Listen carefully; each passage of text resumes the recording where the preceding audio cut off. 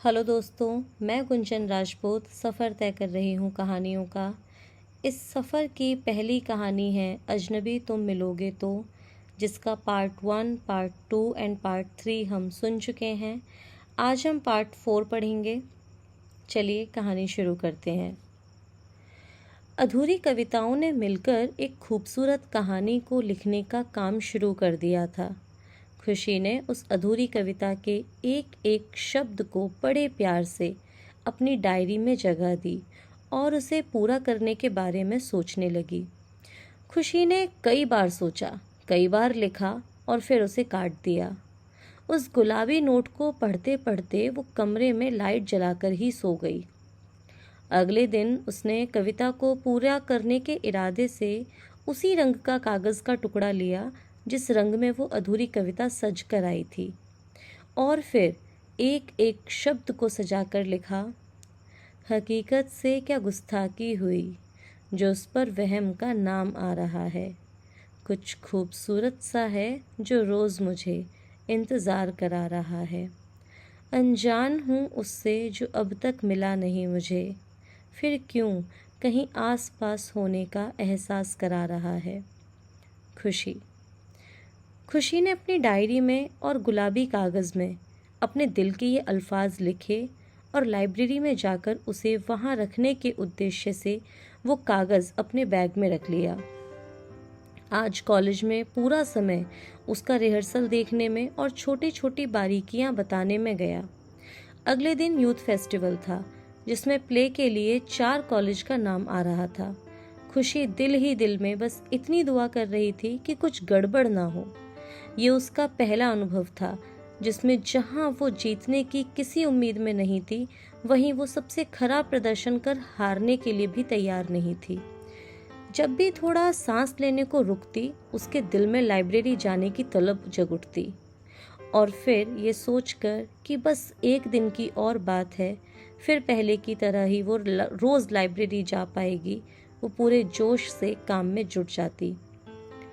शाम को जब लाइब्रेरी गई तो उसने उस कोने में जहाँ से उसकी अधूरी कविताओं का सिलसिला शुरू हुआ था 5-6 लोग देखे, जिनमें से कुछ किताबें देखने में लगे थे तो कुछ धीरे धीरे बातें करने में व्यस्त थे।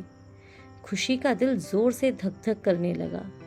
उसे ऐसा लगा जैसे कहीं उसकी कोई प्यारी चीज़ किसी और के हाथ लग सकती है। उसने देखा कि उस अलमारी की बाकी किताबों के साथ जहां वो किताब रखी है, वहां एक शख्स जो देखने में कुछ गंभीर सा लग रहा था, 1-2 किताबों को देखने में व्यस्त है।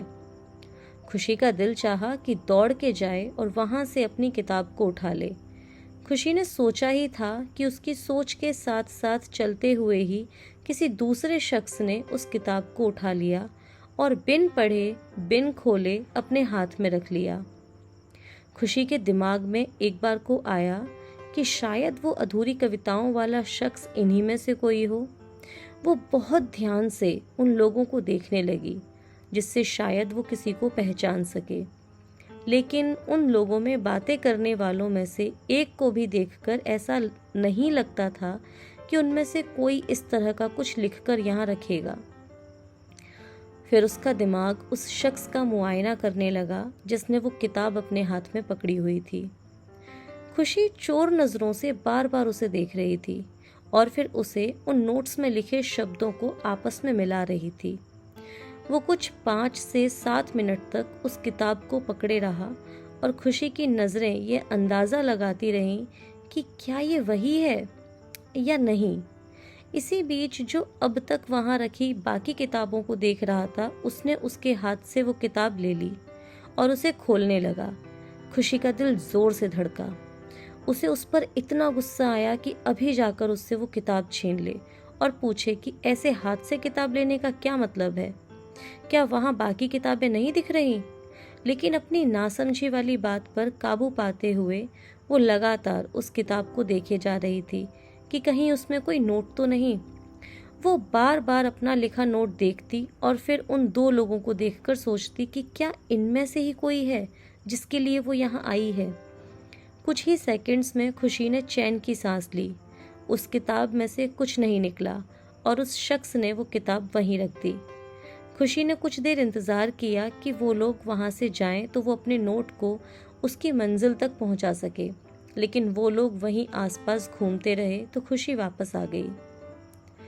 स्टूडेंट्स ने पूरे कॉलेज में हंगामा मचा रखा था। ऑडिटोरियम में अलग अलग ग्रुप बने हुए थे। स्टेज के सामने दाईं तरफ ज्यूरी मेंबर्स, अलग अलग कॉलेज के प्रिंसिपल और कुछ बाहर से आए अतिथि बैठे हुए थे। वहीं बाईं ओर अलग अलग प्रतियोगिताओं में भाग लेने वाले स्टूडेंट्स थे। खुशी ने स्टेज से अपने प्ले वाले स्टूडेंट्स को देखा और उनका हौसला बढ़ाने वहां चली गई।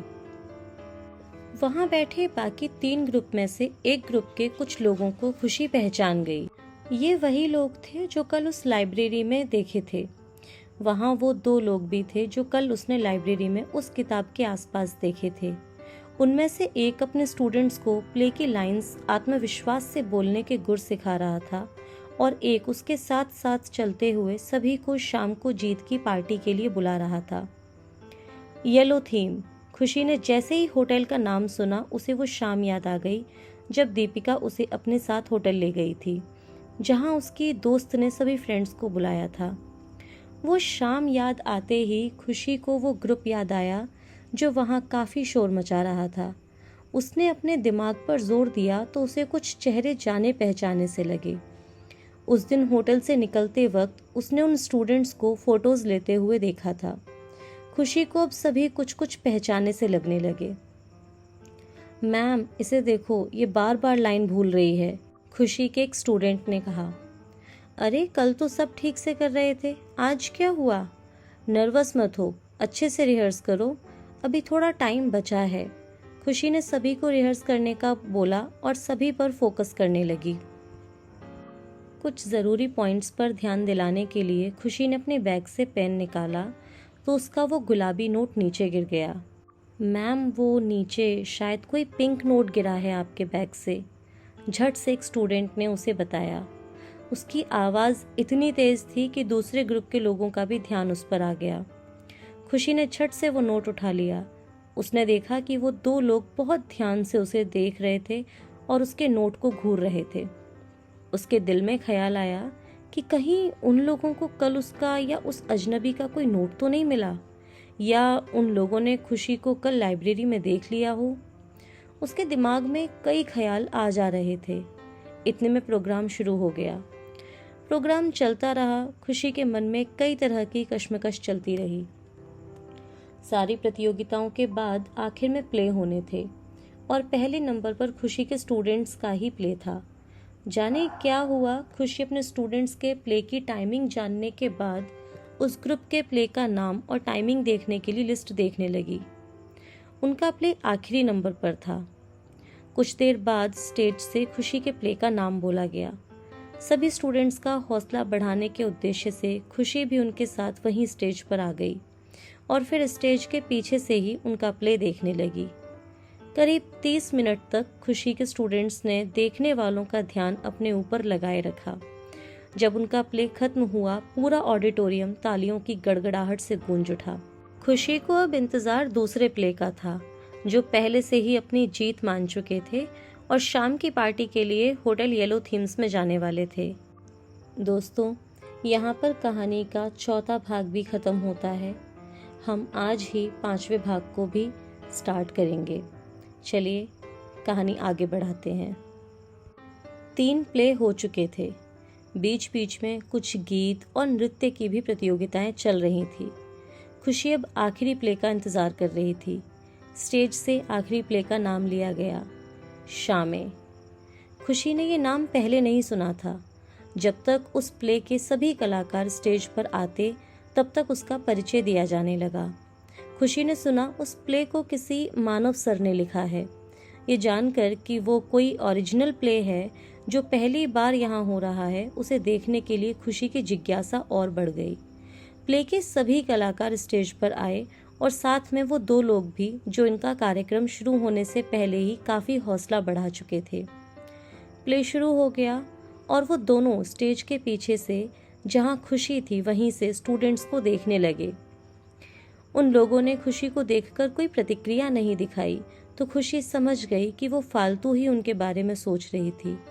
उन लोगों को उसका कोई नोट नहीं मिला होगा और ना ही उन्होंने उसे कल लाइब्रेरी में देखा होगा। स्टेज पर प्ले चल रहा था और बीच बीच में किसी किसी जगह ऐसी लाइनें लिखी हुई थी जिनके लिए जोरदार तालियां बजाई जा रही थी। खुशी को मानव सर के बारे में जानने की इच्छा हुई। उसने उन दोनों से जो वहां खड़े होकर प्ले देख रहे थे मानव सर के बारे में पूछा। खुशी ने कहा, एक्सक्यूज़ मी, ये प्ले मानव सर ने लिखा है क्या? खुशी का सवाल सुनकर उनमें से एक हल्का सा मुस्कुराया और बोला, जी हाँ, मानव सर ने लिखा भी है और तैयार भी कराया है। खुशी, ओह, मुझे लगा आप लोगों ने तैयार। खुशी अपनी बात को बीच में ही रोककर उसे देखने लगी। अरे नहीं, मानव सर को जब प्ले करना होता है वो खुद ही लिखते हैं और फिर खुद ही तैयार कराते हैं, उसने जवाब दिया। उन दोनों की बातें सुनकर साथ में जो दूसरा शख्स था हल्का सा मुस्कुराया। उसे खुशी उस वक्त बहुत भोली और मासूम लग रही थी। खुशी मानव सर के बारे में सवाल पूछे जा रही थी और उनमें से एक उसे सवालों के जवाब दिए जा रहा था। खुशी ने उसे मानव सर से मिलने की इच्छा जताई तो उस शख्स ने कहा, माफ़ कीजिए लेकिन मानव सर ऐसे किसी से मिलते नहीं हैं। उसकी बात सुनकर खुशी कुछ मायूस सी हो गई। इतने में जो शख्स खुशी को जवाब दे रहा था उसने कहा, अच्छा, मुझे ज़रा कुछ काम है, आपको अगर कुछ पूछना हो तो आप इनसे पूछ सकती हैं, उसने कहा और अपने साथ वाले शख्स को कुछ फुसफुसाता हुआ चला गया। स्टेज पर बीच बीच में कई जगह तालियां बज रही थी जिन्हें सुनकर खुशी के मन में मानव सर को जानने की इच्छा और भी ज्यादा हो रही थी। अब वो दूसरे शख्स से मानव सर के बारे में कई सवाल पूछने लगी, लेकिन उसने भी मानव सर के बारे में ज्यादा कुछ नहीं बताया और खुशी से उसी के बारे में पूछने लगा। वो कुछ देर पहले खुशी के बैग से गिरे उस गुलाबी कागज के टुकड़े को देख चुका था। उसका मन हुआ कि उससे उसके बारे में पूछे, लेकिन पूछ नहीं सका। कुछ देर बाद खुशी ने उसे बताया कि कल उसने उसे लाइब्रेरी में देखा था। क्या वो वहाँ रोज ही जाता रहता है? उसके हाँ कहने पर खुशी को लगा कि शायद ये उस शख्स के बारे में जानता हो जो वहाँ अपनी अधूरी कविताएं छोड़ता है। तो उसने उससे कई तरह के सवाल पूछे जिनके जवाब से उसे बस इतना पता चला कि वो वहाँ जाता रहता है, लेकिन उसने भी कल खुशी को पहली बार ही वहाँ देखा था। माफ़ कीजिएगा, कल आपको वहाँ देखकर लगा नहीं कि आप सिर्फ पढ़ने के उद्देश्य से जाती हैं। उसके ऐसे सीधे सवाल के लिए खुशी तैयार नहीं थी। उसे लगा जैसे उसकी कोई चोरी पकड़ी गई हो। खुद को बचाव करते हुए बोली, माफ़ करें, आप भी पढ़ते कम और कुछ ढूंढते ज़्यादा नजर आ रहे थे। खुशी अपना बचाव करने की जल्दबाजी में अपने पैर पर खुद कुल्हाड़ी मार चुकी थी। उसके ऐसा कहने से साफ हो गया था कि वो उसी को देख रही थी। खुशी की बात सुनकर उसने कुछ नहीं कहा और बस मुस्कुरा दिया। खुशी को बड़ी शर्मिंदगी महसूस हुई। उसने बताया, जी मैं दरअसल किसी की कोई अमानत वहाँ वापस करने के उद्देश्य से गई थी, लेकिन कुछ कारणों से कर नहीं पाई। उसकी ये बातें सुनकर वो इन बातों के साथ उसके हाथ में दिखे गुलाबी नोट को जोड़ने लगा। पूरे ऑडिटोरियम में जोरदार तालियों की गड़गड़ाहट हुई। वो आखिरी प्ले खत्म हो चुका था। प्ले के बाद उसके स्टूडेंट्स ने बताया कि प्ले मानव सर ने लिखा है और तैयार भी कराया है। उनका आज काम खत्म हो गया तो वो अब यहाँ से चले जाएंगे। उनके जाने से पहले आज हम उन्हें स्टेज पर बुलाना चाहते हैं। स्टेज से मानव सर का नाम पुकारा जा रहा था, जिसे सुनकर खुशी को लगा स्टेज से पीछे से शायद वो मानव सर को ठीक से न देख पाए, तो उस शख्स से विदा ले वो जल्दी से स्टेज के सामने कुर्सियों में से एक कुर्सी पर बैठ गई। जैसे ही मानव सर स्टेज पर आए, एक तरफ सभी ने जोरदार तालियों से उनका स्वागत किया, वहीं दूसरी तरफ खुशी को अपनी आंखों पर भरोसा नहीं हुआ। ये वही शख्स था जिससे खुशी कुछ देर पहले तक मानव सर के बारे में बातें कर रही थी। उसे लगा था जैसे कोई बुजुर्ग से दिखने वाले कोई अनुभवी इंसान होंगे मानव सर, लेकिन ये तो बिल्कुल उसका हम उम्र था। खुशी को आश्चर्य और खुशी दोनों एक साथ हुई। मानव के स्टेज पर आते ही सबने सबसे पहले उससे एक गाना सुनाने की और उसके बाद उसकी लिखी किसी कविता को सुनाने की पेशकश की।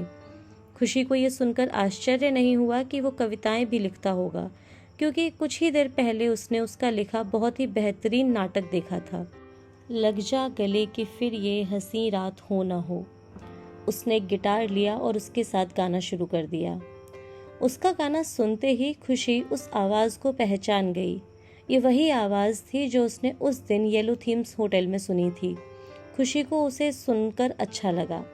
गाना खत्म होने के बाद उसकी किसी एक कविता की फरमाइश आने लगी तो उसने अपनी एक डायरी निकाली और कविता पढ़ने से पहले बोला, ये कविता मेरे अकेले की नहीं है, इसे हम 2 लोगों ने एक साथ लिखा है, मैंने और उसने। माना थोड़ा रुका और फिर बोला, मैंने और उसने, जिसका कुछ देर पहले तक मैं नाम भी नहीं जानता था। खुशी अपना पूरा ध्यान उसी की तरफ किए हुए थी। जैसे ही उसने ये सब सुना उसके चेहरे पर अलग अलग भाव आने जाने लगे। उसने अपनी कविता शुरू की। मैंने कहा, अजनबी तुम मिलोगे तो क्या बात होगी, वो खूबसूरत दिन और ना भुलाने वाली रात होगी।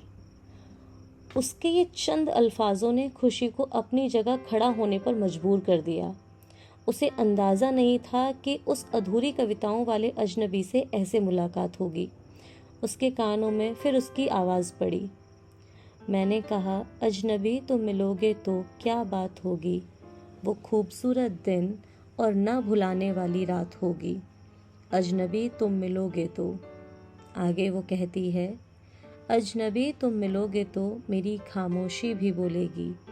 अजनबी तुम मिलोगे तो दिल में दबे राज वो धीरे से खोलेगी। अजनबी तुम मिलोगे तो बिन मौसम बरसात होगी, वो खूबसूरत दिन और ना भुलाने वाली रात होगी। इतना सुनाकर उसने कहा, आज मैं उसकी कही बिन मौसम बरसात का इंतज़ार कर रहा हूँ। ये कहते हुए उसने स्टेज से खुशी पर नज़र डाली, जहाँ खुशी आंखें फैलाए उसे ही देख रही थी। आगे उसने कहा, मैंने कहा, एक चेहरा अनदेखा सा कुछ करीब आ रहा है, मेरी डूबी बिखरी कश्ती को किनारे लगा रहा है।